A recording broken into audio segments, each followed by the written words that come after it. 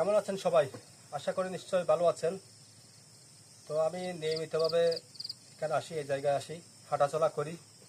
Bike এখানে রেখে আমি এই রাস্তা দিয়ে মোটামুটি ঘন্টাখানেক হাঁটাচলা করি। এখন হাঁটাচলা শেষ, তো চলে যাব। তো অনেকেই জানতে চায়, ভাইয়া আপনার বাইক কখন নিয়েছেন, আপনার বাইকের বয়স কত? অর্থাৎ হয়তোবা বাইক একটু চকচকে দেখে তারা হয়তোবা ভাবে 1-2 বছর বয়স বাইকের, কিন্তু না, আমার বাইকের বয়স হচ্ছে 2017 সালের মডেল। আর এখন 25 সাল, অর্থাৎ 9 বছর বা 10 বছর এরকম হয়ে গেছে, 9 বছর হয়ে গেছে বাইকের বয়স। তারপরেও বাইক কেন চকচকে বা কিভাবে চকচকে রাখি, তো আজকে কিছু বাইকের মেনটেনেন্স সম্বন্ধে আপনাকে ধারণা দিব আপনাদেরকে। এখন যেহেতু আমি বাইকের কাজ পারি, ফুল মেকানিক্যাল আমি কাজ পারি বাইকের, আমার বাইকের কাজ নিজের কাজ নিজেই করে ফেলি, ইঞ্জিন থেকে শুরু করি A to Z সব। তো আজকে আপনাদেরকে ধারণা দিব কিভাবে আপনারা বাইক যত্ন নেবেন, চকচকে রাখবেন, সব কিছু ঠিক রাখবেন। তো প্রথমত আপনারা বাইকের নিরাপত্তার চিন্তা করবেন। নিরাপত্তা হচ্ছে, আমরা সবাই দাদা গাড় লক করি, হাইড্রোলিক তালা মারি, কিন্তু তারপরেও চোরদের কাছে এগুলো কিছুই না। যারা বাইক চুরি করে তাদের কাছে এগুলো কিছুই না। চোরেরা চুরি করবেই, অর্থাৎ যেখানে চুরি করার সুযোগ আছে সেখানে চুরি হবেই। আপনি যতই যেভাবে রাখেন না কেন, সুযোগ থাকলে চুরি হয়ে যাবে। এখন স্বাভাবিকভাবে চোরাইয়েরা, আমরা তো বাইক কোথাও রেখে চাবি নিয়ে চলে যাই, তো ঘন্টার পর ঘন্টা আসি না, দেখা যায় চোরাইয়েরা বাইকে এইভাবে বসে, বসার পরে এই পা দিয়ে এটা এইভাবে লাথি মারে। এই জোরালোভাবে যদি একটা লাথি দেয়, এটা গাড় ভেঙে যাবে। গাড়ের মধ্যে একটা লক আছে, লকটা ভেঙে যাবে। লকটা ভেঙে গেলে এরকম তাদের কাছে মোটিভাই চাবি থাকে, দেখা যাচ্ছে একটা চাবি দিয়ে 2-4-5টা বাইকের পাওয়ার চলে আসে, অন করলেই বাইক অন হয়ে যায়। তো তারা 2-4-5টা চাবি রাখে চোরাইয়ারা সাধারণত। আপনারা এগুলো ইউটিউব ভিডিওতে দেখবেন অ্যাভেলেবেল, ফেসবুকে দেখবেন বাইকেরা কিভাবে বাইক রেখে যায়, রেখে যাওয়ার পরে বাইক কিভাবে চুরি হয়। আপনারা ইউটিউবের মধ্যে অনেক ভিডিও পেয়ে যাবেন, সব ভিডিও একই। আর তারা এই গাড়ি যখন লাথি মারে, এই লকটা ভেঙে যাবে এরকম, তারপর চাবি দিয়ে সুন্দর করে স্টার্ট করে কিক দিয়ে সেলফ দিয়ে সে চলে যাবে। এইবার দ্বিতীয় পদক্ষেপ হচ্ছে, বাইকে একটা রিমোট ডিভাইস বসাইতে পারেন নর্মালি, যেটা এলাকাভিত্তিক 1200, 1400, 1500 টাকা নেয়। তো এই যে হচ্ছে রিমোট, এই যে আমি কোথাও চলে গেলাম, এই রিমোট একটা মেরে দিলাম, তাহলে এটা কি হবে, বাইক আর স্টার্ট হবে না, বাইক আর স্টার্ট হবে না। আর এই এখন আনলক, এখন বাইক স্টার্ট হবে। এখন আমি যদি এটা লক করে দিই, এখন আমি এই যে আমার এই চাবি দিয়ে যদি আমি স্টার্ট দেওয়ার চেষ্টা করি, চাবি অন করার সঙ্গে সঙ্গে বাইক সাইলেন্ট দিবে, আমাকে রিমোট একটা ভাইব্রেশন দিবে। আমি ভাইব্রেশনটা শোনার চেষ্টা করতেছি। এই রিমোট একটা মোবাইলের মতো শব্দ হবে এবং ভাইব্রেশন দিবে, কিন্তু এখন থেমে গেছে, আবার চলছে, কিছুক্ষণ পর থেমে যাবে।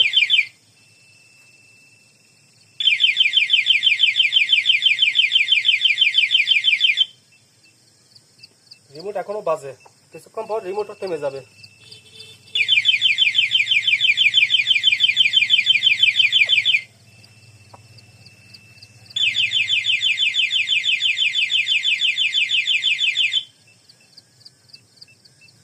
রিমোট এখনো বাজে, এখনো ভাইব্রেশন দেয়, তো এখন বন্ধ হয়ে গেছে। তো এটার বৈশিষ্ট্য হচ্ছে, এটার রেঞ্জ হচ্ছে 200 গজ। এই রিমোট এবং ডিভাইস 200 গজ। আর 200 গজের ভিতর আপনি মনে করেন মার্কেটে কোথাও গিয়েছেন, বাজারে কোথাও গিয়েছেন, বাইক একটু দূরে, আপনি 200 গজের ভিতরে থাকলেন, বাজার সাজার করলেন, যা কেনাকাটা টুকিটাকি করলেন, কিন্তু এই 200 গজের ভিতরে যদি আপনার বাইকে কেউ হাত দেয়, হ্যাঁ, এখন আমি রিমোট অন করলাম, এখন যদি বাইকে কেউ হাত দেয়, হ্যাঁ, বা এভাবে যদি গাড় ভাঙার চেষ্টা করে, হ্যাঁ, তখন আপনার এই রিমোট একটা শব্দ করবে, ভাইব্রেশন দিবে এবং শব্দ করবে। এই যে স্পিকার আছে, কানের মধ্যে স্পিকার আছে, মোবাইলের মধ্যে একটা সাউন্ড দিবে। এখন আমি আনলক করে দিলাম, তখন যে কেউ আপনার বাইক যদি টাচ করে ধরে, তাহলে রিমোট বাজবে। আপনি 200 গজের ভিতর এই এলাকায়, অর্থাৎ ওই পাহাড়ে, এখান থেকে ওই পাহাড়টা 200 গজ আনুমানিক, এই ভিতরে যদি আপনি বাজারে ঢোকেন বা এই উপরে নিচে চতুর্দিকে, এমনকি আপনি 5 তলা 10 তলা পর্যন্ত এটা রিমোট ফ্রিকোয়েন্সি পাবেন। মাত্র আমি লাগিয়েছি শহর থেকে 1200 টাকা। আর এলাকা ভিত্তিক 1300, 1400, 1500 টাকা হতে পারে। এরপর আসুন আরেকটা বাড়তি আকর্ষণ হচ্ছে এটা, মনে করেন আমি লক করলাম, চোরাইয়ারা জানে কি করতে হবে। একটা হচ্ছে জিপিএস ট্র্যাকিং, সিম কার্ডটাকে গাড়ি কোন দিকে যাচ্ছে কোন এলাকায় আছে আপনি জিপিএস দেখবেন, কিন্তু চোরাইয়ারা কি করে গাড়িটা এখান থেকে কোনো কোন টান দিয়ে চিপা চাপায় কোথাও ঢুকে পাট পাট করে তার তারের লাইনগুলো কেটে দেয় জিপিএস এর। আর এটা যদি তারের লাইন কাটার চেষ্টা করে গাড়িতে কোনো শব্দ হবে না, বাট আপনি আপনার রিমোটে শব্দ দিবে, ভাইব্রেশন করবে, কিন্তু নর্মালি কিছুক্ষণ পর এটা বন্ধ হয়ে যাবে, গাড়ির সাউন্ডটা বন্ধ হয়ে যাবে, রিমোটও বন্ধ হয়ে যাবে। কিন্তু যখন চোরাইয়ার তারের লাইন কাটবে তখন এটার ব্যাটারি চার্জ যতক্ষণ থাকবে ততক্ষণ এটা আনলিমিটেড বাঁচবে। তখন বুঝতে হবে আপনার কাজ খারাপ হয়ে গেছে কোনো একটা, আপনি ধরাই আসলেন। আশেপাশে থাকবে 200 গজের ভিতরে। যেমন ধরেন এই যে এখানে তারের লাইন দেখছেন, এটা জিপিএস এর। এই যে চোরাইয়া কি করলো, যেন গাড়ি শব্দ না হয় প্লাস দিয়ে একটা কোপ মারি দিল। কোপ কাটিং দিয়ে কাটার সাথে সাথে গাড়ি আওয়াজ দিবে না, আওয়াজ বন্ধ হয়ে যাবে, কিন্তু আপনার রিমোটে লাস্ট একটা ডিভাইসে আপনাকে একটা সিগন্যাল পাঠাবে রিমোটে, লাস্ট এই সিগন্যালটা একদম বন্ধ হবে না, তখন বুঝবেন কাজ খারাপের দিকে। ঠিক আছে, কিন্তু জিপিএস ট্র্যাকিং এর চেয়ে এটা সস্তা, কিন্তু কার্যকরী ক্ষমতা বেশি। চোরাইয়ারে জিপিএস ট্র্যাকিং এর থেকে জিনিসটা বেশি পাবে, ডিভাইসটা ভিতরে সিটেন্ডিসের ডিভাইস আছে, এটা বেশি পাবে, কারণ এটা তারের লাইন কাটলে বা লাড়াছাড়া দিলে গাড়ি শব্দ করবে, রিমোটে শব্দ করবে। সুতরাং তারা এই ক্ষেত্রে তারা অনেকবার ভাবে। সেই ক্ষেত্রে কিভাবে ভাববে, আপনি আপনার দূরত্ব, আপনি কোথায় গিয়েছেন, আপনার পিছনে লোক লাগায় রাখে, বুঝছেন, 2-4 জন লোক আসে, 2 জন লোক আপনার পিছনে লাগায় আপনার গতিবিধি লক্ষ্য রাখবে, আরেকজন কাজ করবে। সুতরাং আপনি যদি রেঞ্জের ভিতর থাকেন, বাজারে যান, কোথাও যান, রেঞ্জের ভিতর থাকলে আপনার বাইক চুরি হওয়ার কোনো সম্ভাবনা নেই।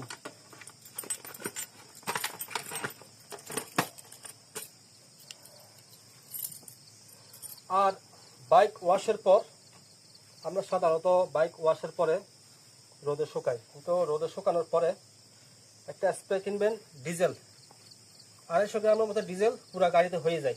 সব জায়গায় ডিজেল স্প্রে করে দিবেন। ডিজেল স্প্রে করার কারণ কি, আপনার চিপা চাপায় স্প্রে করলে সব জায়গায় ডিজেল ঢুকে যায়, যার কারণে আপনার গাড়িতে কি মরিচা ধরবে না।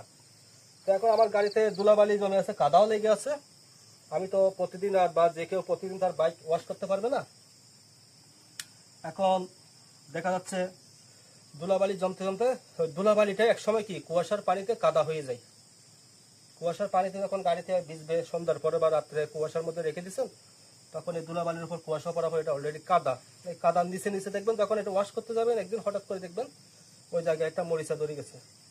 কিন্তু এটা না হওয়ার জন্য আপনি বাইকটাকে ওয়াশ করে ফেলবেন। ওয়াশ করে মিনিমাম 250 গ্রাম ডিজেল স্প্রে করে দেবেন সব জায়গায়, তাহলে গাড়িটা একটা চকচকে থাকবে, গ্লিস মারবে।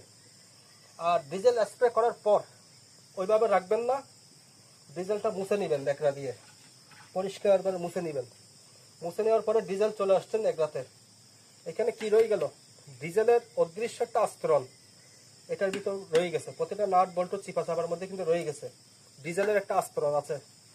আপনি নর্মালি যদি আপনি ঘষা দেন আওয়াজ করবে না, আর ডিজেল স্প্রে করার পর যদি ন্যাকড়া দিয়ে মোছা দেন, এরপরে দেখবেন পুরো মাসকে মাস প্যাঁত পোত আওয়াজ করে, যে ঘর্ষণের।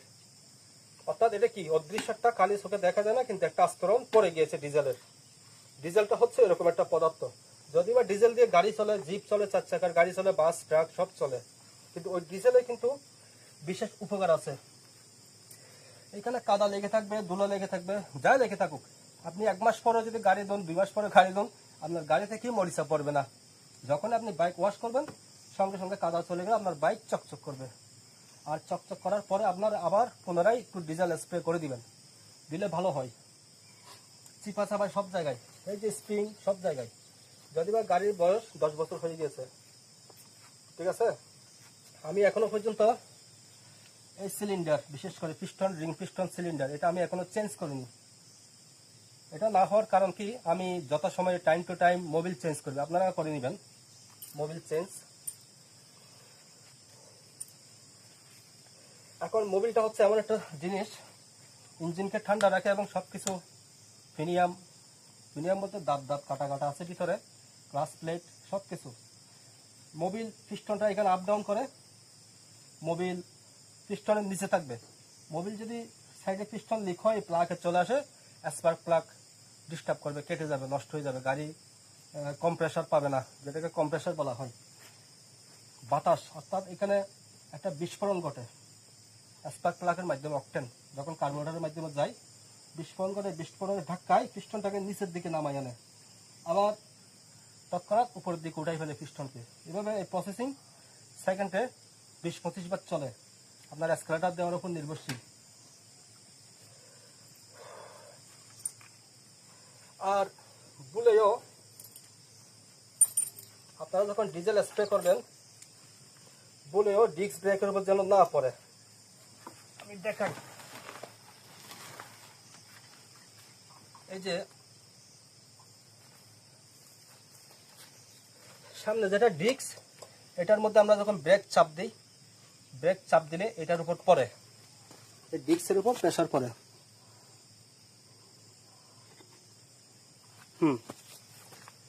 আমরা ব্রেক প্রেস করার সময় এখানে যখন আমরা ব্রেক প্রেস করি তখন এখান থেকে একটা চাপ সৃষ্টি হয়, এই চাপটা এই ডিস্কের মধ্যে এভাবে পড়ে, যার কারণে গাড়ি ব্রেক হয়।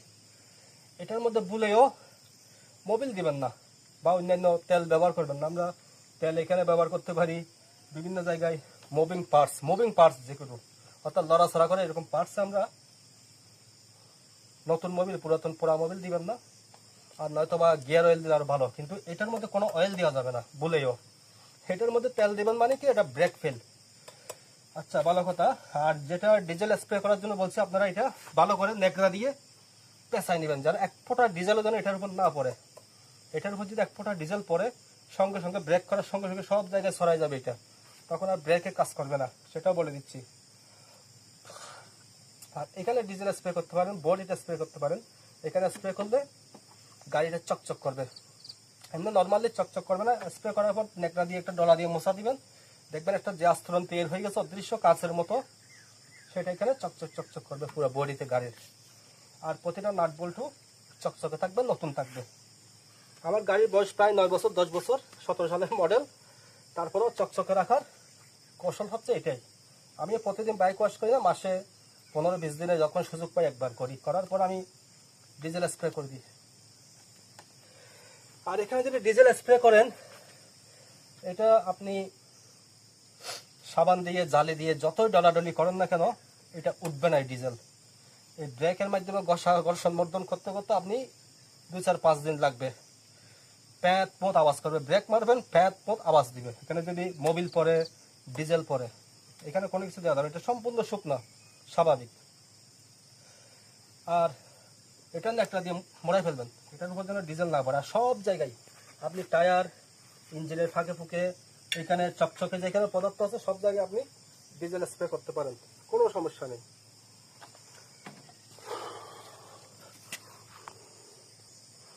আমি আজকে 20-25 দিন বাইক ওয়াশ করিনি। ওয়াশ না করার ফলে এখানে কিছু দেখছেন ধুলাবালি জমে আছে, এই যে ধুলাবালি, এগুলো জমে থাকবে, আবার কুয়াশার মধ্যে ভিজবে, কিন্তু মরিচা পড়বে না। এই যে আঙ্গুল দিয়ে ডলা দিচ্ছে, মরিচা নেই। আজকে 20-25 দিন সব ফাঁকে ফুঁকে সিপাসা ভাই, যখন আমি ওয়াশ করব তখন এটা চলে যাবে। আর বিশেষ করে ক্লাসটা এই এতটুকু ফ্রি, 1 ইঞ্চির মতো ফ্রি থাকবে, 1 ইঞ্চি ফ্রি থাকবে। এইখান থেকে ক্লাস শুরু, এইখান থেকে শুরু, অর্থাৎ হাফ ক্লাসের চেয়ে একটু বেশি, এখান থেকে শুরু। ব্যাস, গাড়ির সামনের দিকে অ্যাডভান্স হবে। এটা ফ্রি ফায়ার কেন রাখতে বলছি, এটা বিস্তারিত বর্ণনা দিচ্ছি। বিস্তারিত হচ্ছে, হ্যাঁ, ক্লাস প্লেট হচ্ছে এতটুকু ফ্রি রাখার অর্থ হচ্ছে, আমরা অনেক সময় এরকম ফুল ছাড়ার পরে গাড়ির সামনের দিকে অ্যাডভান্স হয়, কিন্তু না, 1 ইঞ্চি ফ্রি রাখবেন। কারণটা হচ্ছে, আমরা যখন ক্লাস এভাবে টান দিই তখন ইঞ্জিনের সাথে চাকার সম্পর্ক বিচ্ছিন্ন হয়ে যায়, যার কারণে গাড়ি দাঁড়ায় থাকে। যখন ক্লাস ছাড়বো তখন আবার ইঞ্জিনের সাথে চাকার সম্পর্ক অ্যাডজাস্ট হয়ে যায়, চাকার সাথে সম্পর্ক লেগে যায়। যেমন ধরুন, ক্লাস যদি আমরা এইখানে পর্যন্ত ছাড়ি, এই পর্যন্ত একদম ডাইরেক্ট, তাহলে ক্লাসটা লাগে এরকম। অর্থাৎ ক্লাস প্লেট যখন এভাবে ঢুকে, আমরা যখন এভাবে টান দিই তখন এখান থেকে এভাবে বের হয়ে যায়। সংক্ষেপে বোঝাচ্ছি, ক্লাস প্লেট আরও পাতলা চিকন, ছোট ছোট দাঁত, নখ পরিমাণ বা নখের চেয়ে একটু মোটা। তো সংক্ষেপে বোঝানোর জন্য ভালোভাবে, মনে করেন ক্লাস যখন টান দিই এরকম আলগা হয়ে যায়, ইঞ্জিন ঘুরে বাট চাকা ঘুরে না। আর যখন ক্লাস ছাড়বো আস্তে আস্তে এটার ভিতর ঢুকে যায়, ঢুকে ইঞ্জিন সহ চাকা সহ ঘুরাই, 1 নাম্বার গিয়ারে 2 নাম্বার গিয়ারে যেভাবে টানি চাকাটা ঘুরাই। তো এখন যদি ক্লাস হাফ ক্লাস বা এতটুকু মধ্যে ছাড়ি, দেখা যায় ক্লাসটা লাগে না, লাগে লাগে লাগে না, লাগে বা লাগে না এরকম। তো এরকম যখন গাড়ি ঘুরে আজকাল পরশু খুব দ্রুত কি হয়, ক্লাস প্লেট ক্ষয় হয়ে যায়, কারণ এখানে অতিরিক্ত বাজাবাজি হচ্ছে। আর যদি ফুল ক্লাস পাই ডাইরেক্ট এখানে ঢুকে যায়, ঢুকে এখানে আর ঘষা মাজার অতিরিক্ত কোনো সুযোগ নেই। তো যার কারণে আমি 9 বছরের ক্লাস প্লেট এখনও চেঞ্জ করি না। এখনও পাহাড়ে চালাই আমি গাড়ি, পাহাড়ি এলাকায় উপরের দিকে 2 নাম্বার 3 নাম্বার গিয়ার অনায়াসে উঠে যাই। আর বেশি হার্ড রাস্তা হলে 1 নাম্বার গিয়ার উঠতে হয়। যাই হোক, অবস্থা বুঝি রাস্তা বুঝে গিয়ার শিফট করা লাগে। এইবার আসুন আপনাদেরকে দেখাই ব্রেক, সামনের ব্রেক। সামনের ব্রেকটা হচ্ছে সেম, এখান থেকে শুরু, এটা ফ্রি থাকবে, আধা ইঞ্চি 1 ইঞ্চি ফ্রি থাকবে। এইখান থেকে শুরু, ঠিক এইখান থেকে শুরু, 1 ইঞ্চিও আর লড়ার সুযোগ নাই। আমি খুব হার্ড প্রেশার করছি, এটা খুব হার্ড, 1 ইঞ্চি এখান থেকে শুরু নর্মালি, 1 2 1 2, এখান থেকে ব্রেক শুরু আমার। আর বাকিটা ব্লাঙ্ক থাকবে, ফ্রি। নিচে একটা সুইচ আছে, ব্রেক লাইটের সুইচ, এটা টানলে একটা ব্রেক লাইট জ্বলে, এই যে নিচে সুইচ, অর্থাৎ পিছনের লাইট ব্রেকের। অনেক সময় ব্রেক লাইট পিছনে আমরা যখন বাইক চালাই তখন পিছনে শুধু লাফাই, এই হেডলাইটটা পিছনে ব্রেক লাইটটা শুধু লাফাই, পিট পিট পিট পিট করে, মিট মিট মিট মিট করে। তখন করার কারণ কি, এই জিনিসটা লুজ থাকে, যার কারণে গাড়ির জাকির তালে তালে এটা লড়ে। কিন্তু আমার এটা টাইট, এটা লড়ার কোনো সুযোগ নাই। আমি সবসময় ওকে রাখি, কারণ কি এখানে একটা সুইচ আছে, এই যে এটা টান দিলে সুইচটা অন হয় অফ হয়, অন হয় অফ হয়। আর পিছনের ব্রেক নর্মালি ইজি, এই এতটুকু, আমারটা ড্রাম ব্রেক, নর্মালি এতটুকু রাখবেন। তো আরও কিছু বিস্তারিত টুকিটাকি আছে, বাইকের অনেক কাজের শেষ নেই, বাইকের অনেক কাজ। তো স্বাভাবিক যত্ন এবং মেনটেনেন্স, আপনাদেরকে নিরাপত্তা, এগুলো বুঝিয়ে দিলাম, আপনারা এইভাবে ফলো করার চেষ্টা করবেন। অন্তত একটা 1200-1400 টাকার একটা রিমোট ডিভাইস বসাবেন, ডিভাইসটা বুঝে বসান, চোরের অন্তরে ভাববে। কিন্তু জিপিএস ট্র্যাকিংয়ে আপনার গাড়ি কোথায় আছে, কোন লোকেশন আছে, চোর যদি না জানে তাহলে আপনি জিপিএস ট্র্যাকিং দিয়ে ধরতে পারবেন। আর চোরে প্রথমে তো বুঝেন, গাড়ি টান দিয়ে নিয়ে যাবে ওই জঙ্গলে, ওইখানে কাটিং কুটিং দিয়ে জিপিএসের লাইন টাইন কাট করে আবার ওইখান থেকে টান দিবে, আপনি আর জিপিএসে পাবেন না। আর এটা তারের লাইন কাটার সঙ্গে সঙ্গে আমার রিমোট বাজবে, একটা সিগন্যাল পাঠাবে, কিন্তু ওই রিমোট আর বন্ধ হবে না। বন্ধ না হলে বুঝবেন খেল খতম, আপনি ধরায় আসতে পারলেন, আশেপাশে থাকলে 200 গজের ভিতরে, এই আর কি।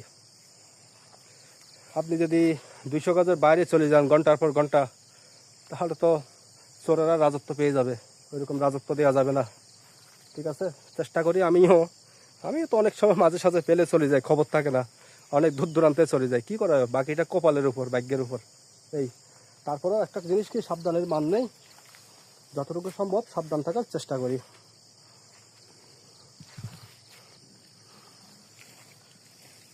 ও হ্যাঁ, আরেকটা কথা, আপনারা বিশেষ করে ব্যাটারি ভালো রাখার জন্য, আমি 9 বছরে 2টা ব্যাটারি চেঞ্জ করেছি। প্রথমটা ছিল অরিজিনাল, দ্বিতীয়টা বাজারের লোকাল মাল। এখন বাজারের ব্যাটারি হলেও একটু 200 টাকা বাড়তি দিয়ে কিনলাম, কারণ কি যেন একটু অ্যাম্পিয়ার ভালো হয় তুলনামূলক। তারপরে ব্যাটারি ঠিক রাখার অর্থ হচ্ছে, আপনি প্রতিদিন সকালবেলা চাবি অন করে সেলফ দিবেন না, একটা কিক দিবেন। আর যে সমস্ত বাইকের কিক নেই, তো সেলফ দিতেই হবে। আর আমার বাইকে কিক আছে, আমি কি করি, এই একটা কিক মারি অন্তত 10-15 মিনিট 20 মিনিট চালানোর পরে। ও রাতে ব্যাটারি যেটা চার্জ কমে যায় নানা কারণে, এখানে ওয়ারিং থাকে, তারের লাইন থাকে, কানেকশন থাকে, ডিভাইসের কানেকশন থাকে। ডিভাইসটা 12 ভোল্টের, যেটা রিমোটের ডিভাইস। তো এখন সকালে ঘুম থেকে উঠে আমি একটা কিক দিই যদি কোথাও গাড়ি বের করি। আর 10-15 মিনিট 20 মিনিট চালানোর পর তারপর থেকে আমি কন্টিনিউয়াসলি সেলফ মারি। আর পাহাড়ি এলাকায় বিশেষ করে ট্যাঙ্কির লোড নিয়ে কেউ বাইক চালাবেন না। এটার ধারণ ক্ষমতা 14 লিটার। তো আমি স্বাভাবিকভাবে 5 থেকে 6 লিটার রাখি, 2 লিটার রিজার্ভ আর বাকি 4 লিটার নর্মালি। আপনারা যদি বাইক না চালাই, সপ্তাহের পর সপ্তাহ, মাসের পর মাস ফেলে রাখি। হ্যাঁ, কি বলছিলাম, ব্যাটারির যত্ন আর ফুয়েল ট্যাঙ্ক আপনি এতটুকু তেল রাখছেন, আমিও বা এতটুকু রেখে দিয়েছি 2-4-5 লিটার। গাড়ি 1 সপ্তাহ 2 সপ্তাহ 1 মাস গাড়ি ব্যবহার হয় নাই, যার কারণে আপনার নিচের অংশ ঠিক থাকবে, উপরের সাইডে ফাইডে ভিতর থেকে একটা মরিচা ধরে যাবে। শুকনা ট্যাঙ্কি এমনি যদি শুকনা টিনের পাতের একটা টিনের কোটা যদি খালি রাখেন, বছরে বছর নতুন ইনটেক থাকবে।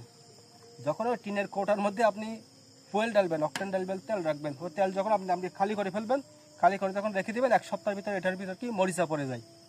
তা আমরা কী করব, নিয়ম হচ্ছে বাইকটা অন্তত প্রতিদিন একটু চা খেতে যাচ্ছেন 10-15 মিনিট চালাবেন। আমি একটু ঘুরতে গেলে আমি 10-15 মিনিট চালাই, কিক দিই।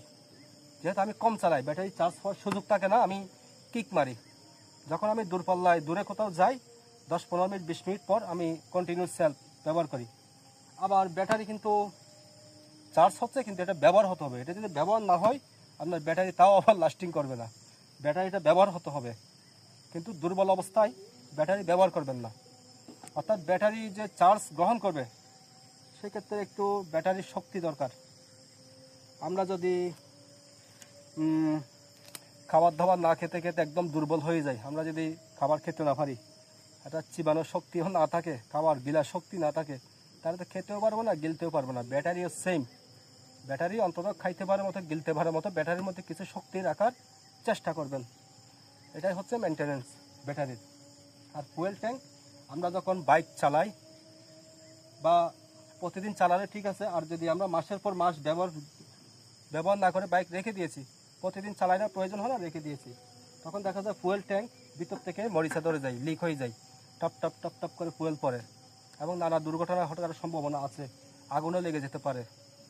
তো সুতরাং আপনারা ফুয়েল ট্যাঙ্ক অর্ধেক রাখবেন। অর্ধেক রাখলে প্রতিদিন যখন চালাবেন, গাড়ি চালাই, তখন ফুয়েলগুলো ঢাক্কায় চতুর্দিকে, এটা কিন্তু হুইল করে, মুভ করে ট্যাঙ্কির ভিতরে। তখন কি হয়, সব জায়গায় ভিজে যায়, ট্যাঙ্কির ভিতরে ভিজে গেলে আর কোনো সমস্যা নেই, এটার মরিচা ধরার কোনো রিস্ক নেই। ঠিক আছে?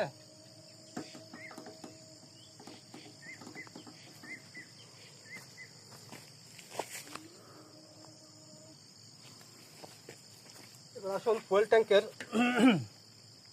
আপনারা কেন অর্ধেক ফুয়েল রাখবেন। আপনি যদি ফুল লোড রাখেন, আপনার গার্ডটা ওয়েট লাগবে। আপনি লোক নিয়েছেন 2 জন, আপনার মনে হবে আপনি 3 জন ক্যারি করছেন। কারণ 2 লিটার পানির বোতলের ওয়েট যেমন, আর সেই জায়গায় যদি 4 লিটার পানির বোতল নেন, তো আপনার ওয়েট আর বেড়ে যায়। এখন অর্ধেক ট্যাঙ্কি তেল, আরও 4 লিটার 5 লিটার 7 লিটার আপনি একেবারে নিয়ে ফেললেন ফুল ট্যাঙ্কি লোড করে, তখন কি হয়, আপনি যখন বাইক চালান তখন ট্যাঙ্কি ফুয়েলগুলো ধাক্কা দেয়, ডাইনে বামে ধাক্কা দেয়, গাড়ির তালে তালে, ঝাঁকির তালে তালে, তখন আপনার বাইকের ব্যালেন্স রাখা একটু কষ্ট হয়ে যায়, অনেক কষ্ট হয়ে যায়। কারণ ভিতর থেকে আপনি স্বাভাবিক চালাচ্ছেন, কি ব্যাপার, বাইক ধাক্কায় কেন, একবার এদিক টেনে নিয়েছে, একবার এদিক ধাক্কা মারে, ব্যালেন্স রাখতে ওই ফুয়েল ট্যাঙ্কি অর্ধেক রাখবেন। হ্যাঁ, কোথাও যদি দূরপাল্লায় যান, কোনো পেট্রোল পাম্প নেই, কোনো ফিলিং স্টেশন নেই, তখন সেক্ষেত্রে আপনি ফুল লোড করবেন এবং সাবধানে চালাবেন। তো আজকে এত কথা বলার অর্থ হচ্ছে, বন্ধুরা যখন আমার বাইকটা দেখে অনেকে প্রশ্ন করে, আপনার বাইক ভাইয়া কয় বছর, কত সালের, বা এখনও তো অনেক চকচকে, কীভাবে রাখেন, কীরকম মেনটেনেন্স করেন, আমি তাদের জন্য এই ভিডিওটা, শুধুমাত্র তাদের জন্য আমি এই টুকিটাকি নর্মালি মেনটেনেন্সগুলো আপনারা সবাই প্রত্যেকেই করবেন। আশা করি 10-20 বছর আপনার বাইক দেখলে মনে হবে আপনি গতকালকে এই শোরুম থেকে নামিয়ে আনছেন, কিনে আনছেন, এরকমই মনে হবে। তো ঠিক আছে, ভালো থাকবেন সবাই, আজ এই পর্যন্ত, ওকে, টাটা।